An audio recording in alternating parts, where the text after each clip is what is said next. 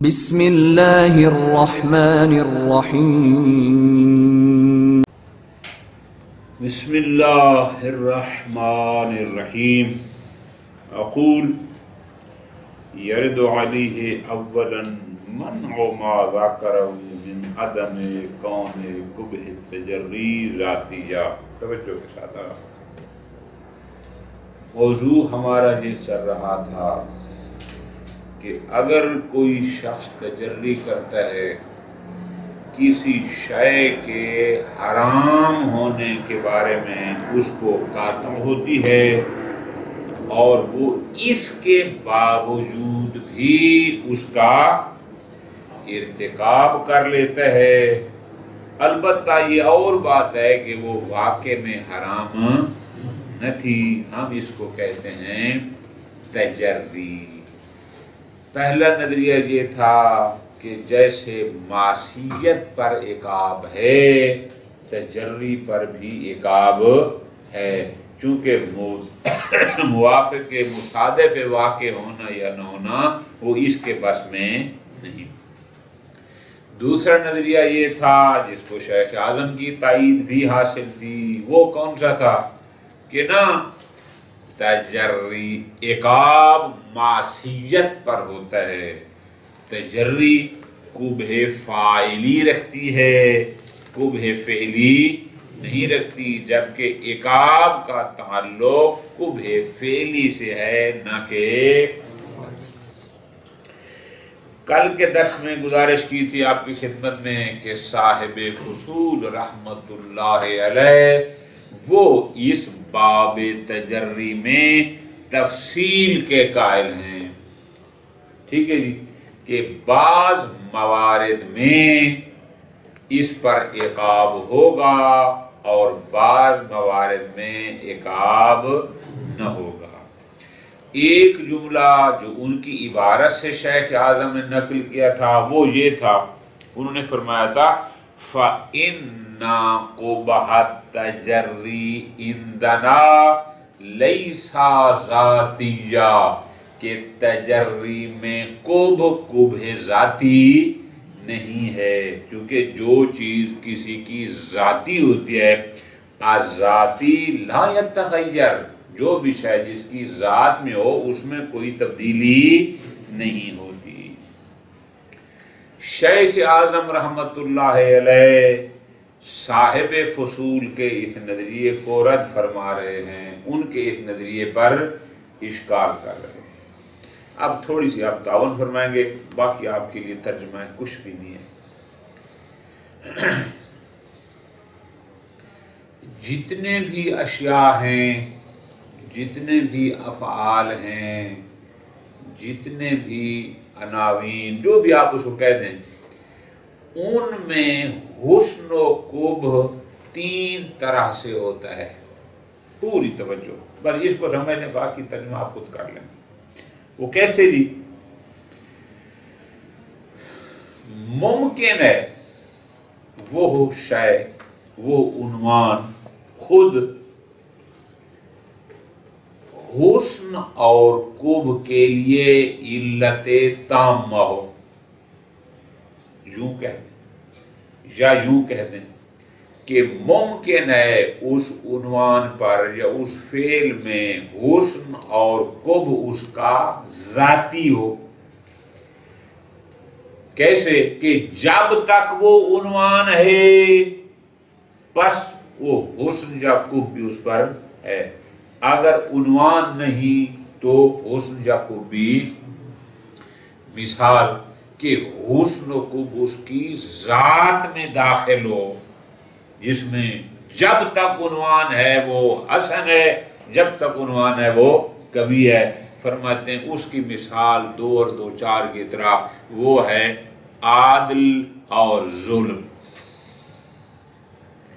عدالت میں حسن اس کی ذات میں داخل ہے، ظلم میں قبح اس کی ذات میں ہے، ٹھیک ہو گیا۔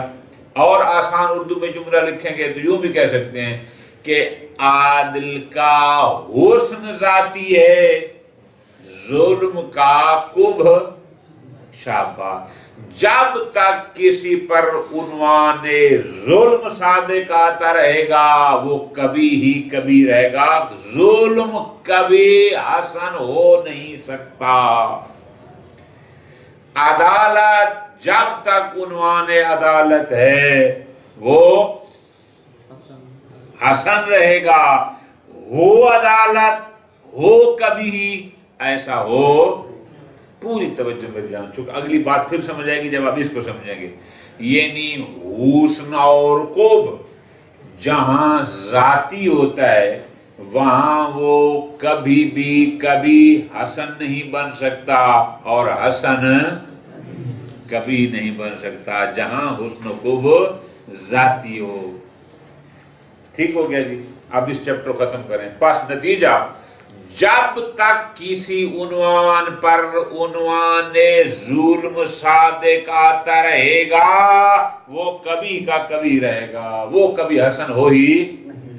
और जब तक किसी उन्वान पर उन्वान अदालत सादिक आता रहेगा वो हसन ही हसनगा, कभी वो कभी हो ही।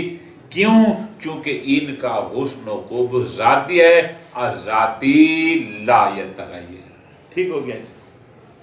एक कुछ अनावीन या अफाल या अशिया इस तरह की होती है, कुछ में ऐसी होती हैं कि जो मुक्तजी हुस्न या मुक्तजी कुब होती हैं। अब इसका फर्क समझेंगे तो मजा आ जाएगा। ठीक है जी। अच्छा, पहली और इसमें फर्क क्या होता है? पूरी तवज्जो। पहली पर मैंने क्या कहा था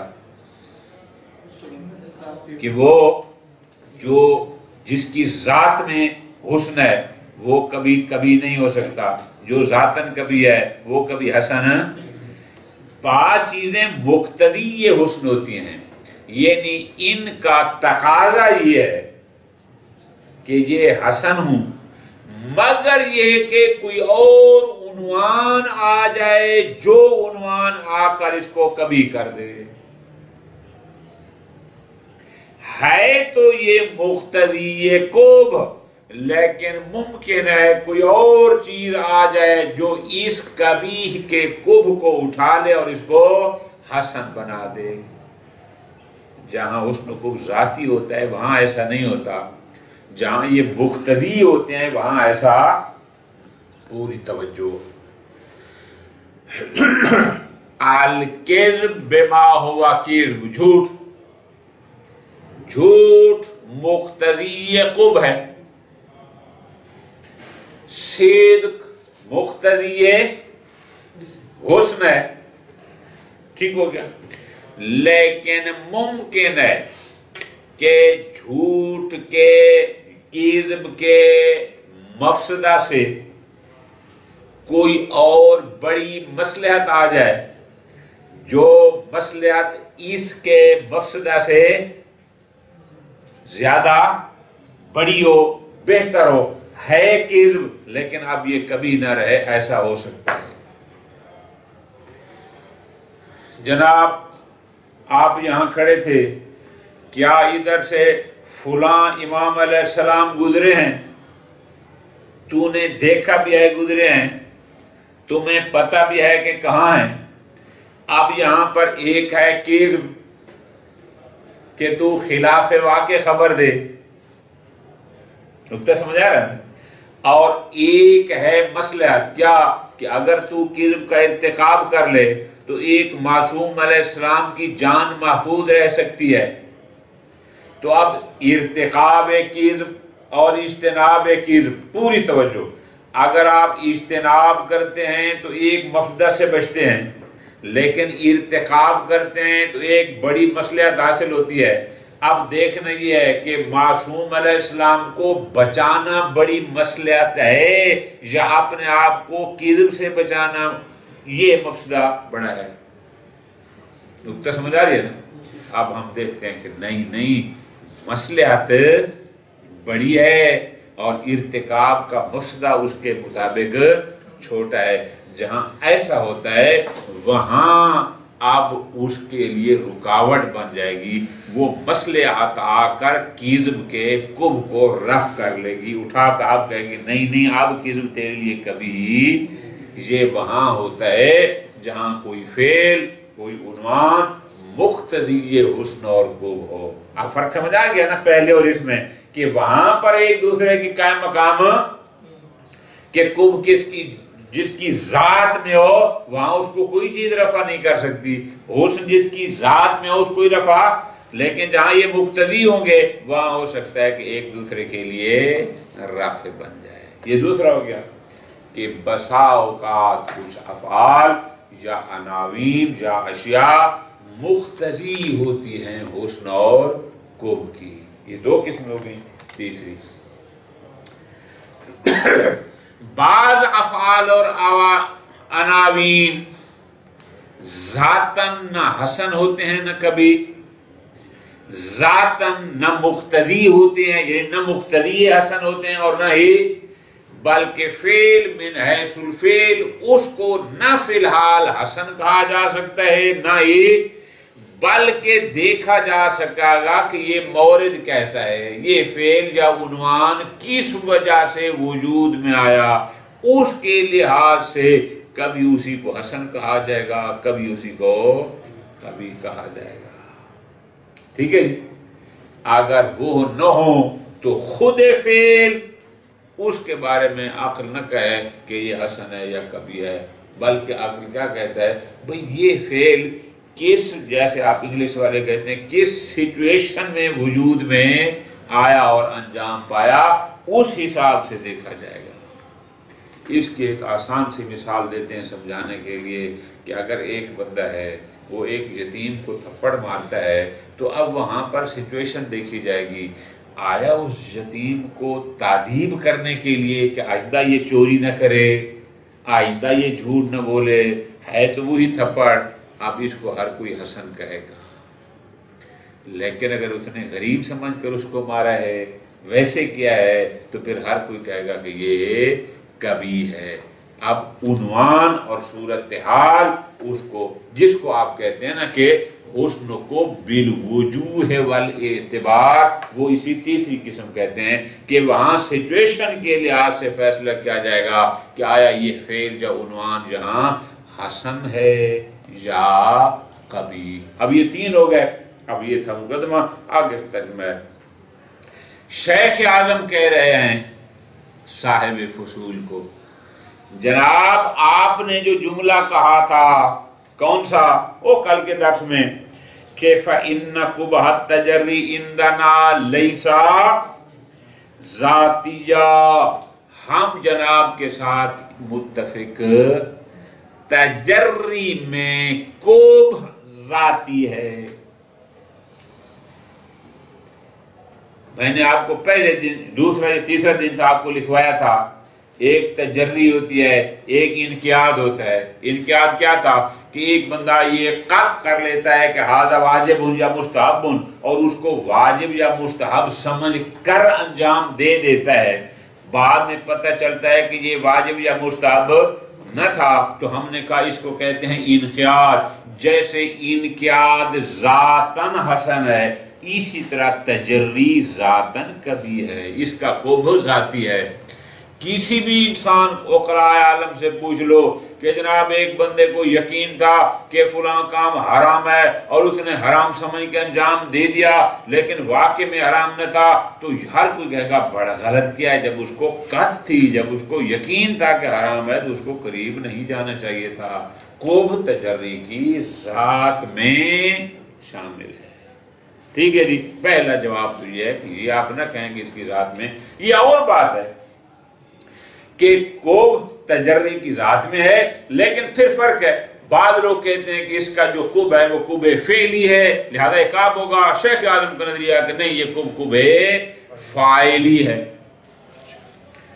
दूसरा जवाब, फर्ज करो कि आप तजर्री में कुब ज़ाती के कायल ना हूं, तो ये तय है कि कम अज कम ये तजर्री मुक्तज़ी कुब जरूर है, جب تک کہ کوئی اور عنوان آ کر اس کے کب کو رافع نہ کرے۔ ایسا نہیں ہے جو آپ نے کہا کہ تجری کا کوب بالوجوہ والے اعتبار ہے کہ اگر کسی عاقل سے پوچھا جائے یا اپنے عاقل سے پوچھو تجری من حیث التجری آیا قبیح ہے یا حسن، تو تیرا عقل کہے گا کہ یہ ہے تو کبھی۔ ایسا نہیں کہ تیرا عقل یہ کہے کہ اس میں حسن و خوب نہیں ہے، جس موقع آئے گا وہاں دیکھا جائے گا کہ تجری کیسی ہے، آیا یہاں اس کو حسن کہنا یا کبھی۔ ایسا کم از کم اگر آپ تجری کے قبح ذاتی کے قائل نہ بھی ہوں، اگرچہ ہم ہیں، تو ثانیاً کم از کم یہ ہے کہ تجری کا قبح تجری مقتضی قبح ضرور ہے، جب تک کہ کوئی اور عنوان اس کے قبح کو رفع نہ کرے۔ ٹھیک ہے جی، ایسا نہیں ہے۔ اب کوئی کہے آج سارا درس مکمل نہیں ہوگا، ہمارا درس کل جا کے مکمل ہوگا، کہ جناب اس کو یقین تھا کہ یہ بندہ واجب القتل ہے، یقین تھا، حق کیا تھا کہ وہ اس کو قتل کر دیتا، لیکن اس نے اس کے خلاف کیا، تجری کی، بعد میں پتہ چلا کہ وہ واجب القتل نہیں تھا بلکہ محقون الدم تھا۔ ٹھیک ہے جی، تو اب انسان کی جان بچانا اس میں بڑی مصلحت ہے بنسبت اس کے کہ جو جان سے وہ جو مارنے میں مصلحت تھی۔ شیخ عالم ایک جواب دیتے ہیں چھوٹا سا بہت مزیدار، وہ کیا ہے؟ یہ جو بندہ بعد میں پتہ چلا کہ واجب القتل نہ تھا اور محقون الدم تھا، اس کو اس نے اپنے اختیار سے بچایا ہے یا بے اختیار بچایا ہے؟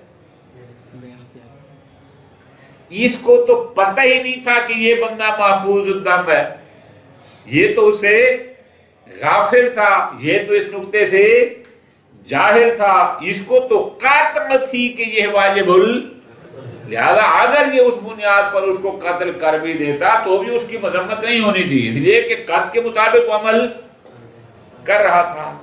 اور خود آپ نے کل کہا تھا کہ اگر وہ قتل کر دے قتل پر عمل کرتے ہوئے تو اس کے لیے وہ شخص معذور ہوگا، تو اس کا مطلب ہے اس کا بعد میں محفوظ الدم نکل آنا اس نے اس تجری کے قبح کو رفع تب کرتا کہ یہ علم ہوتا اس کو، یہ متوجہ ہوتا اس کی طرف، اور پھر وہ نہ کرتا، اس کو تو پتہ ہی۔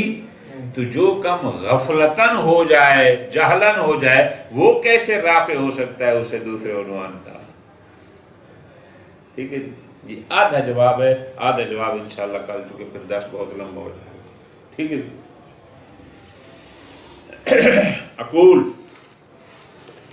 یرد علیہ اولاً، پہلا جواب صاحب فصول کو۔ اب جو میں نے مقدمہ پہلے گزارش کیا وہ کتاب میں نہیں ہے، لیکن ان سب کی طرف اشارے موجود ہیں، میں بتاؤں گا کہ کیسے ان کی اشارے۔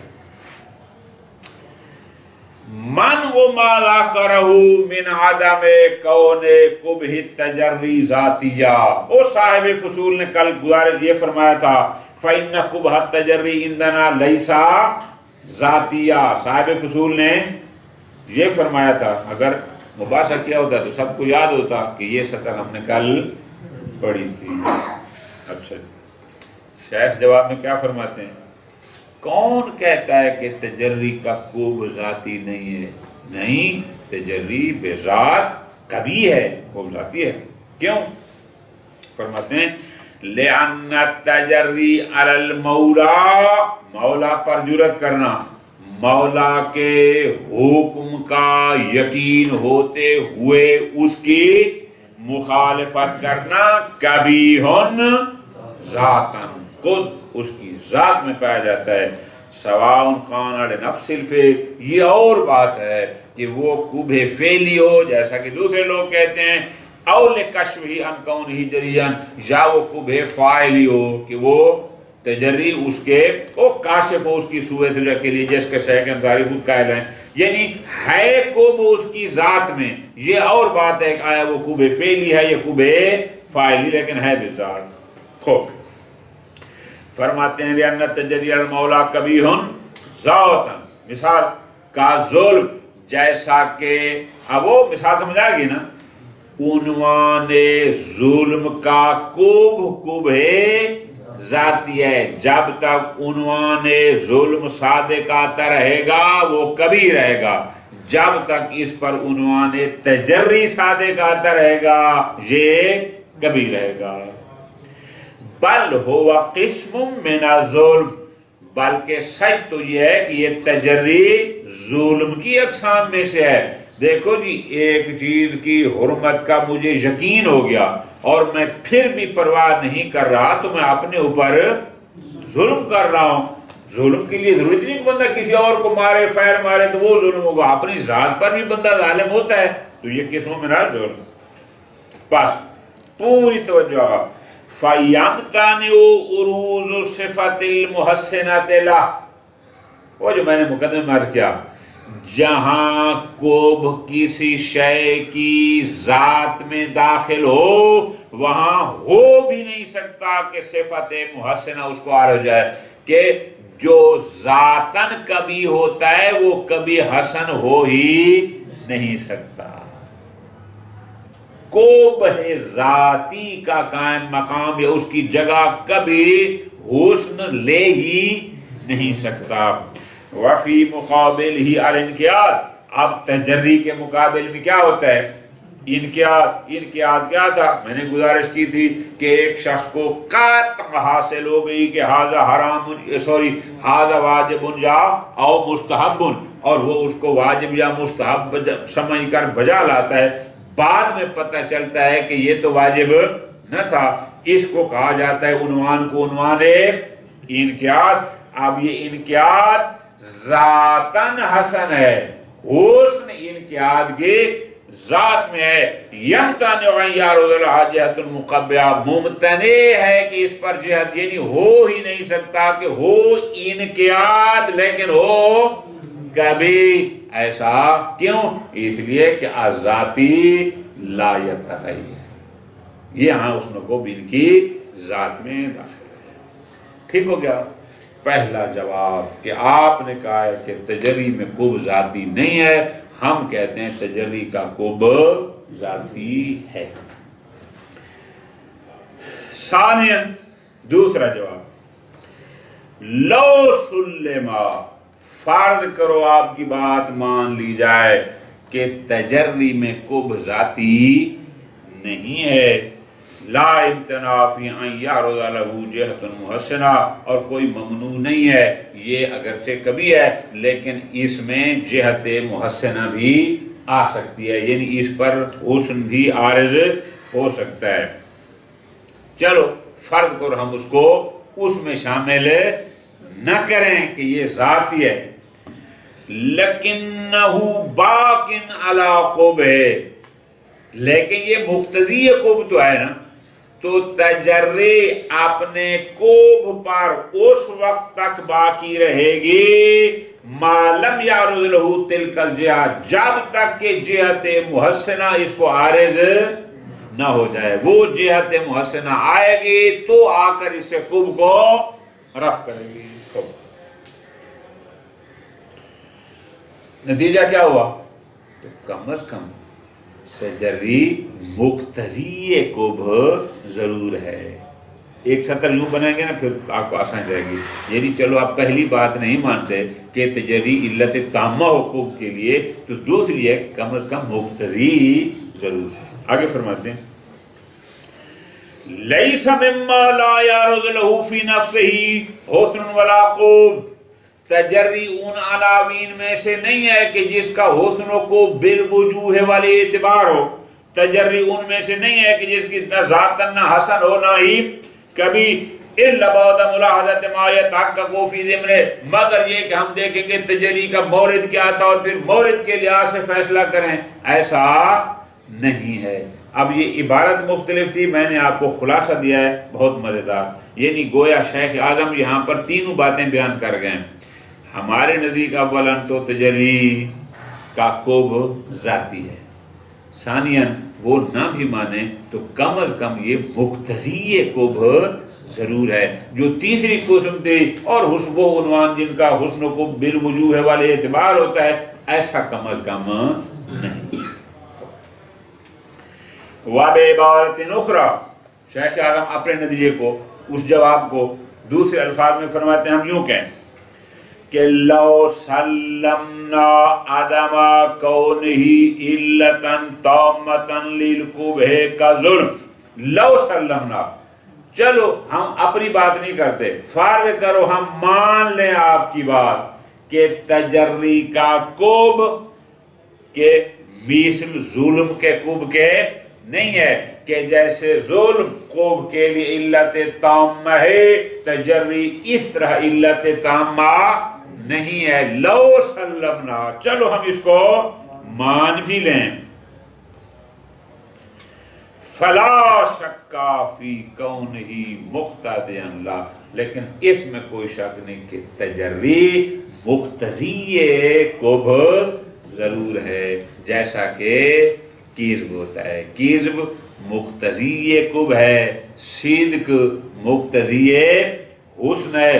ہاں اگر کوئی جہت آ جائے جو اس کے قرب کو رفع کر لے تو وہ اور بات ہے. وَلَيْسَ مِن كَبِيرِ الْأَفْعَالِ، یہ تجری ان افعال، ان عناوین میں سے نہیں ہے التي لا يدرك العقل بملاحظتها في انفسها حسنها ولا قبحها، کہ عقل ان افعال کو بذات نہ ان کے حسن کو درک کرے نہ اس کے قرب کو، لہذا مورد دیکھیں گے اور مورد دیکھ کر فیصلہ کریں گے کہ یہ حسن ہے یا کبیر. نہ، ایسا کم از کم یہ تجری ان عناوین اور اشیاء میں سے نہیں ہے. پس فَحِينَئِذٍ فَيَتَوَقَّفُ، لہذا وحینئذ سے مراد کیا؟ اب جب طے ہو گیا کہ یہ تجری مقتضی قرب ہے، چلو علت آپ تامہ نہ بھی مانیں اور بالوجوہ والے اعتبار میں سے، اب جب تجری مقتضی قرب ہے فَيَتَوَقَّفْ ارتفاع قُرْبِهِ، تو اس تجری کے قرب کا ارتفاع موقوف ہوگا کہ اب اس کا قرب تب ختم ہوگا کس پر؟ اللہ انضمام جہت، کہ اس کے ساتھ کوئی اور جہت محسن آئے، یتبارک بہا قرب، کہ جس سے اس کے قرب کا کہ وہ اور جہت آ جائے جو اس کے قرب کو رفع کر دے، ہم اس کے محتاج ہوں گے. اور جیسے کذب مقتضی قرب ہے لیکن کوئی اور جہت آئے گی جو اس سے قرب کو رفع کرے گی. کل کذب المتضمن لانجائے نبی، جیسے میں نے گزارش کیا ہے کہ اگر آپ ایک نبی کو یا ایک معصوم کو یا ایک مومن کی جان بچانے کے لیے کذب کا ارتکاب کرتے ہیں تو یہ جان بچانے والی جہت محسن ہوگی، اب یہ اس کذب سے اس کے قرب کو رفع کر لے گی. تو یہاں تجری میں قرب ہے لیکن کوئی جہت محسن آئے گی جو اس سے اس کے قرب کو رفع کرے گی. ختم.